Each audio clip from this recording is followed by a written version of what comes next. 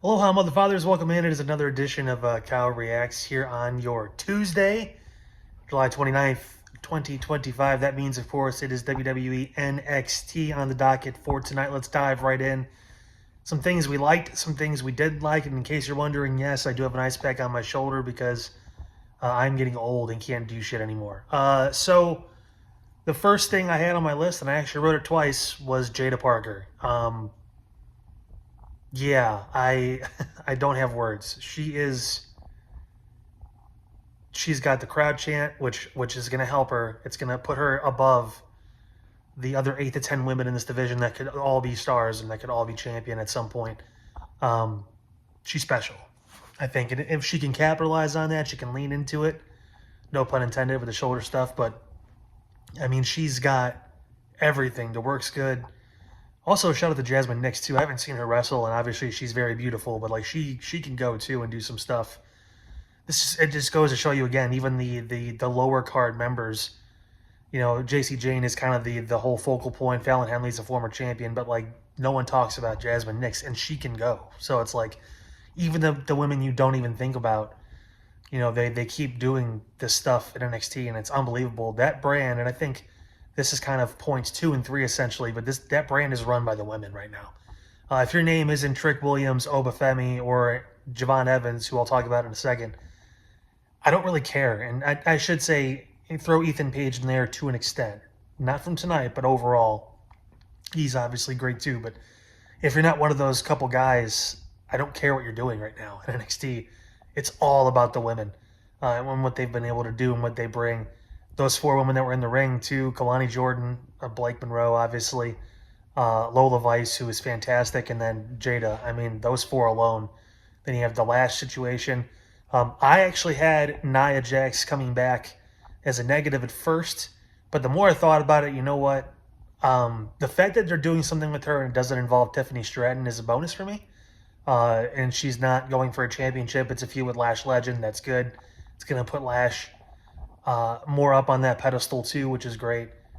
So I'm flipping it to a positive, and Nia being able to kind of cut more free promos in NXT, I'd imagine, because she is the veteran there. She has the experience, all that stuff.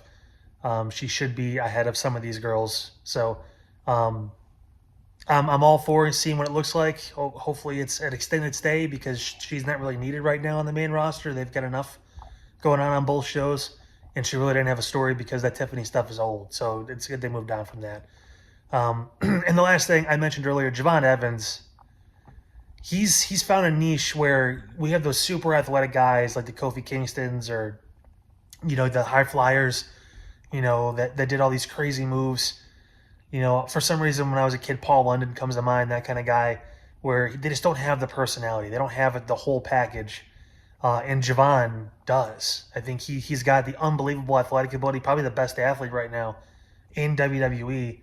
And he's got personality. He's got the stuff that's going to get people behind him. It's the storytelling. It's the ability to draw people in. His moves are going to keep them around, and it's only going to accentuate his personality and what he can do on the mic, around other people, all that stuff. He looked great. He looked fantastic, and Javon is one of those guys that I'm looking forward to, and he's probably going to be the guy, I'd imagine, who beats Oba for that championship whenever that time comes, sooner rather than later, who knows. But that is the guy that I'm looking at and circling, saying he's the one. If it's not going to be Ethan Page or Ricky Saints, it's going to have to be John Evans. The only thing I didn't really like was just the first part of Blake Monroe's promo, the fat shaming Jordan Gray stuff.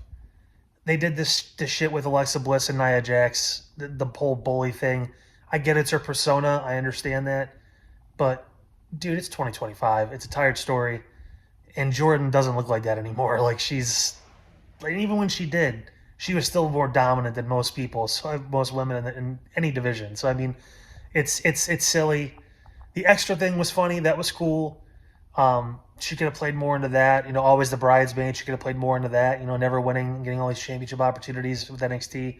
But they did the fat thing again, or the heavier thing again, and it's like, it's tired. It's old. I wouldn't do that anymore. And I'm hoping they'll kind of steer away because it didn't get much reaction. But that was the only thing really for me that was like in the show. I was like, okay. Santino Marella main eventing didn't do it for me either. But I mean, hey, short match, right guy won. all that good stuff. But that's going to wrap it up for NXT tonight. I'm gearing up for Dynamite tomorrow. I took a week off from watching it. I know what's coming, and I'm nervous just because I'm going to have a lot of stuff to say. So tune in for that, of course, and then, we'll get things going, and this week hopefully be able to record a full episode of the podcast before the power goes out. So looking forward to that. Have a great rest of your Tuesday night, guys, and I will see you tomorrow night for the next Kyle Reacts with AEW Dynamite.